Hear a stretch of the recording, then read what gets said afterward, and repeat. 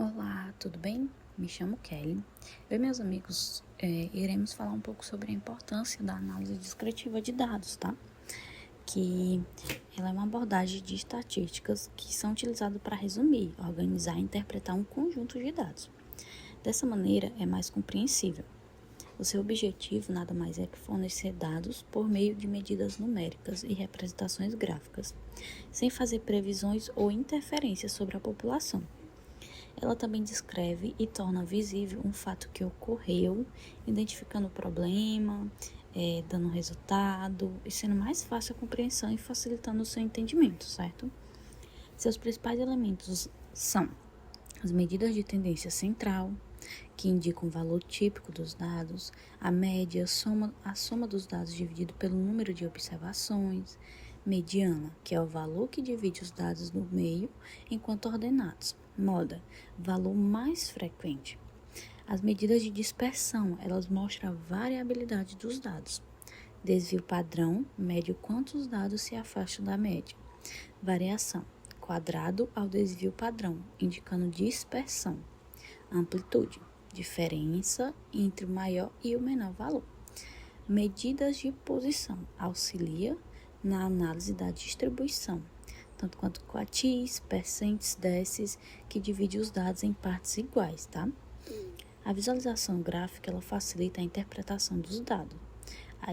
Os histogramas mostram a distribuição de frequência.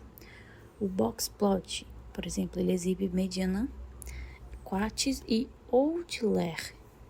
E os gráficos de dispersão, por exemplo, eles ilustram a relação entre variáveis. As aplicações são análise de vendas, saúde, pesquisa, clientes e negócio, avaliando seus resultados. As vantagens dela é conferir imparcialidade ao estudo, proporcionar uma visão abrangente do fenômeno, resume grandes quantidades de informações sem perder seu conteúdo, tá? Aí a fala agora vai ficar com o meu amigo Vitor. Opa, pessoal! Irei falar agora sobre duas técnicas muito utilizadas na análise de dados, que são a regressão linear e a regressão logística. Na regressão linear, nós a utilizamos para quantificar o impacto de uma variável sobre outra e identificar tendências sobre as mesmas. Por exemplo, podemos verificar se o tamanho da casa influencia no seu preço. E para isso, precisamos gerar estatísticas descritivas, como média, mediana e desvio padrão, como a minha amiga Kelly já havia comentado. E para ajudar na visualização e entender a relação entre as variáveis, podemos fazer um gráfico de dispersão com linhas de tendência. Já na regressão logística, utilizamos para analisar a relação entre variáveis independentes e a probabilidade de um evento ocorrer, se a variável acontecer ou não. Por exemplo, podemos analisar se a renda de uma pessoa influencia a probabilidade de inadimplência dela no banco.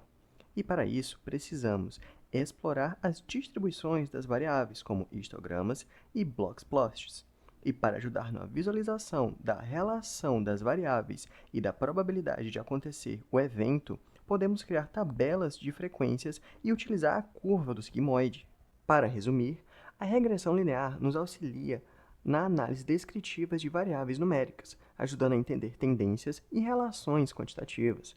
Já a regressão logística nos auxilia na análise descritiva de variáveis categóricas, permitindo explorar padrões e probabilidades. Ambas as técnicas podem ser usadas juntas, a depender do que você está analisando, mas dê preferências para usar as duas técnicas juntas, pois dessa forma você terá uma visão mais completa dos dados antes de partir para as análises preditivas. O assédio sexual é uma forma de violência que envolve comportamentos indesejados de natureza sexual, que pode se manifestar de várias formas, como gestos, palavras, olhares, toques ou até mesmo comportamentos mais invasivos. Ele é um tipo de conduta que é caracterizado pela falta do consentimento da vítima e muitas vezes ocorre em situações em que o agressor abusa do seu poder ou intimidade com a pessoa agredida. A análise descritiva de dados, ela pode ser uma ferramenta essencial no combate do assédio sexual, pois ela permite que possa ser identificado padrões, que possa se mapear tendências e fornecer informações que ajudem na criação de políticas preventivas e eficazes.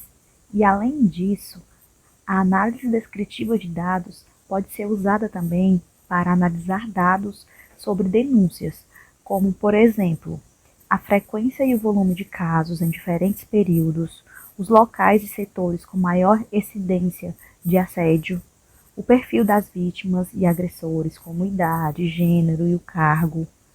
Por exemplo, se os dados eles podem mostrar que o assédio sexual ocorre com maior frequência em determinado horário ou em determinado setor de uma empresa, e assim ele pode ajudar a implementar ações específicas que reforcem a segurança nesses contextos. Podemos verificar no gráfico em que mostra as estatísticas e os números que falam sobre o assédio sexual. As estatísticas, elas evidenciam a necessidade urgente de políticas públicas eficazes. Podemos verificar que em 2023 mais de 500 casos foram registrados. Em 2024 os números continuaram a crescer, aumentando devido a maior conscientização e denúncia, e a maioria dos casos ocorre em ambientes de trabalho, transporte público e instituições de ensino. As estatísticas elas fornecem uma visão sobre a prevalência desse crime e as características das vítimas e os impactos desse comportamento nocivo à sociedade. Olá, eu me chamo Ana Carolina e eu vim dar continuidade na explicação da importância da análise descritiva de dados no combate ao assédio sexual, pois existem muitos recursos na análise descritiva que são bem utilizados como ferramentas nesse combate, né? E são algumas delas, né? Estatísticas descritivas, análises de padrões e correlações, visualizações gráficas, mineração de texto e análise de sentimento, análise de tendências e previsões, dashboards e relatórios interativos, né? Que, em resumo, a análise descritiva de dados tem inúmeros benefícios, né? Que ajudam na identificação de padrões e fatores de risco, no monitoramento e transparência, na visualização e comunicação eficaz, o apoio à tomada de decisões e prevenções de ação antecipada, né? Porque determinam locais, horários, perfis mais vulneráveis, tem o acompanhamento contínuo das denúncias, né? Impacto das medidas adotadas, tem o uso de gráficos, né, que ajudam demais para ter relatórios facilitando a compreensão dos dados, o embasamento, né, das políticas institucionais com base em evidências concretas, né, a detectação de tendências e permitindo medidas preventivas antes que os casos aumentem, né? E aqui no nosso gráfico a gente mostra, né, que 80% das vítimas são mulheres e a maioria delas na faixa etária entre 18 e 35 anos, né? E que esses principais autores também, pelos dados que a gente teve, é que são sempre chefes, né, colegas de trabalho, professores e até mesmo desconhecidos. E também foi mostrado para a gente nos dados que foram permitidos para a gente que a maioria desses casos são sempre em transportes coletivos, né, que tem sido até um grande problema, né? E aí, o que as medidas de prevenção aqui, nesse segundo gráfico, é campanhas de conscientização para incentivar denúncias, maior fiscalização em transportes públicos e locais de grande circulação, leis mais rigorosas para coibir crimes e canais de denúncias acessíveis e seguros. Tanto que a gente também teve acesso a dados do aplicativo Nina. O aplicativo Nina, ele foi feito justamente para isso, né? Para as vítimas denunciarem casos de abuso, né, de assédio sexual dentro dos ônibus, que é um dos locais mais propícios, né, onde estamos ali vulneráveis, né, onde tem momentos que está muito cheio e normalmente os agressores se aproveitam, né, para estar ali fazendo novas vítimas. Então a gente teve acesso a esses dados e esses dados são muito importantes, né, para realmente ter essa prevenção, né. Agora eu vou apresentar a vocês os gráficos da pesquisa sobre os casos de assédio. O gráfico 1, ele apresenta os resultados de uma pesquisa sobre os locais onde o assédio ocorre com maior frequência. Os dados, eles revelam que a maior parte dos casos acontece na rua, seguida de ônibus, evidenciando a vulnerabilidade das vítimas em espaços públicos. Outros locais citados incluem casas, casa de amigos e terminais de transporte. Esses números reforçam a necessidade de medidas mais rigorosas, como campanhas de conscientização, maior fiscalização em transportes públicos e espaços urbanos, além do fortalecimento de canais de denúncia e apoio às vítimas.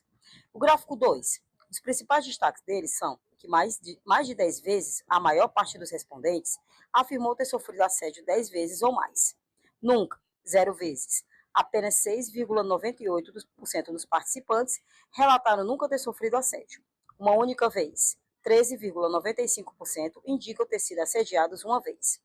2 a 5 vezes, a soma das pessoas que sofreram assédio entre 2 e 5 vezes totaliza quase 26%. 6 a 9 vezes, nenhuma pessoa relatou ter sofrido assédio entre 7, 8 ou 9 vezes, enquanto 2,33% disseram ter sofrido assédio 6 vezes.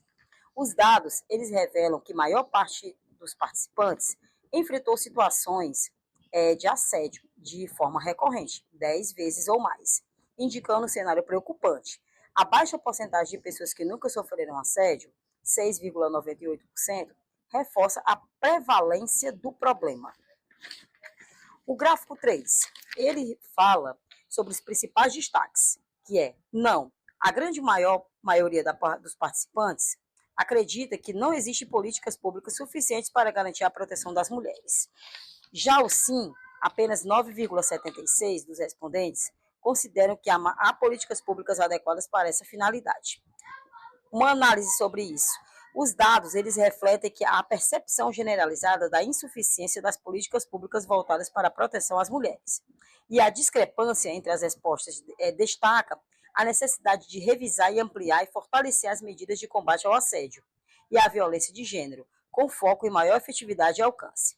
Os gráficos 4 e 5, eles revelam que o gráfico 1 é em relação ao assédio por faixa etária.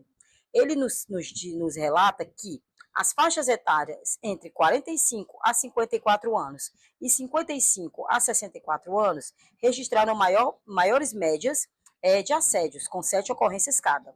Os grupos entre 18 a 24 anos e 25 a 34 tiveram a mesma média de 5 assédios. A faixa etária entre 35 e 44 anos apresenta uma média ligeiramente maior, com 6 assédios. Os grupos com 65 anos ou mais registrou a menor média de assédios, 2 ocorrências. Os dados, eles indicam que as pessoas entre 45 e 64 anos são as mais afetadas, enquanto idosos mais de 65 relatam menos casos de assédio. O gráfico 2, assédio por escolaridade. Os indivíduos com ensino fundamental registraram maior média de assédios, com 10 ocorrências, embora com apenas uma resposta. As pessoas de ensino superior apresentam uma média de 8 assédios, sendo um grupo com maior número de participantes, 25 respostas. Já o grupo de ensino médio teve uma média de 7 assédios, 15 respostas. Os dados, eles sugerem que quanto menor o nível de escolaridade, maior a média de assédios relatados.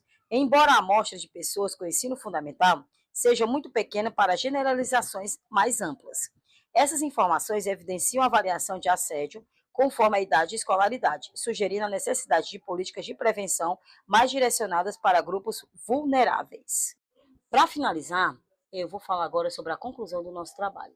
A compreensão dos tipos de análise descritiva de dados serve para a identificação de dados qualitativos e quantitativos, assim como também para aplicar as técnicas corretas, além das medidas estatísticas, como o uso de média, mediana e moda, variância e desvio padrão para resumir e interpretar informações, visualização de dados, como criação de gráficos, barras, setores e historiogramas, além de facilitar a comunicação dos resultados para uma melhor tomada de decisão.